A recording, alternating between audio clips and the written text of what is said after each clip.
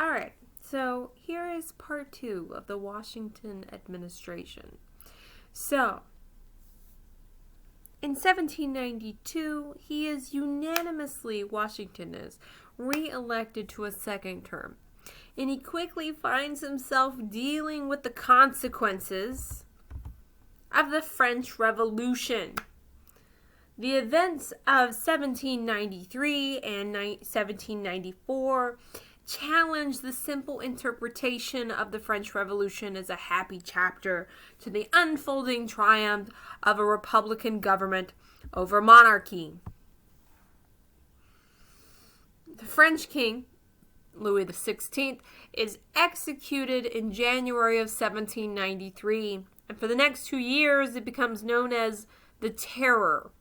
It's a period of extreme violence against perceived enemies of the revolutionary government. They advocate representative democracy. They dismantle Catholicism.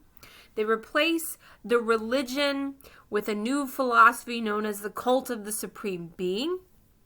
They rename the months of the year, and they relentlessly employ cutting off people's heads who are their enemies. Federalists are looking at this in the United States with growing alarm, fearing that the radicalism of the French Revolution might infect the minds of the citizens at home. Democratic Republicans interpret the same events with greater optimism, seeing them as a necessary evil of eliminating the monarchy and aristocratic culture that supported the privileges of a hierarchy class of rulers. Now, the European War tested the ability of the United States to remain out of world affairs. Both France and Britain purchased goods from America. Each sought to stop the other person from doing so.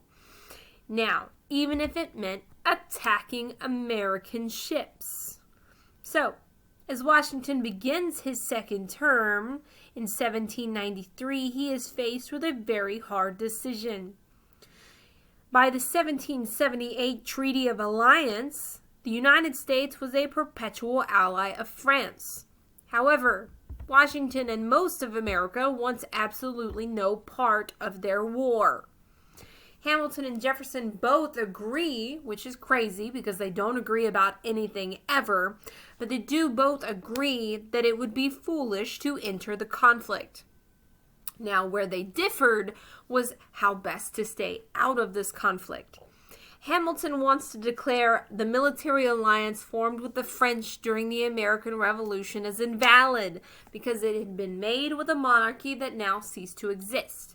But Jefferson preferred to use this alliance with France as a bargaining chip to the British. In the end, Washington takes the middle course. He issues a neutrality proclamation to declare the United States friendly and impartial towards both. At the same time, he does accept Jefferson's argument that the United States should officially recognize the French Revolutionary government. And he welcomes the ambassador to the United States, which is a 29-year-old Edmund Charles Gannett. In April of 1793, Citizen Gannett, as he becomes known, lands in South Carolina to a hero's welcome. He openly violated U.S. neutrality by recruiting privateers to capture English and Spanish merchant vessels. After a couple weeks in South Carolina, he travels to Philadelphia, the capital, where his efforts to draw America into the war on France's side embarrasses his friends in the Democratic Republican Party. When Gannett threatened to go around Washington and directly appeal to the American people, even Thomas Jefferson disavows him. So in August of 1793, Washington, at Hamilton's urging, demanded that the French government replace him. See, support for the radicalism in France is quickly cooling because of these reactions. Now, Jefferson is so disgusted with his feud with Hamilton and by Washington's refusal to support the French, he resigns. As Secretary of State at the end of 1793, he quits, and he returns home to Virginia. Vice President Adams greets Jefferson's departure by saying, "Good riddance." Washington felt the same. He never forgave Jefferson for organizing the Democratic Republicans to oppose his policies. So after accepting Jefferson's resignation, Washington never speaks to him again. Ever. Now, in order to deal with this tense situation, Great Britain worked to prevent a wider conflict. Hamilton sees an opportunity. He recommends Washington negotiate. So they send in Supreme Court Justice John Jay. They send him to Britain. So he's instructed by Hamilton to secure compensation for the captured American ships and ensure the British leave their outposts despite still being occupied, even though they had agreed in 1783 to leave it. Now, it works. Jay is actually able to convince them to do this. And Spain, seeing the writing on the wall as it is, agree to Pinckney's Treaty that allowed for the U.S. to use the Mississippi River and part of the port of New Orleans in order to get their vessels in and out. Now, Jay's treaty confirmed the fears of the Democratic Republicans. They see it as a betrayal of Republican France. It cements the idea to them that Federalists are actually monarchists. People are incredibly upset. It's so unpopular, Jay's treaty is, it deepens the division between Federalists and Republicans. The uproar actually some call for the impeachment of George Washington as president. But what Washington is trying to do is he is trying to avoid a war with Britain that the United States was bound to lose. So he gives the young nation a precious gift, peace. He understood that we could not afford to win a war at that time against Great Britain.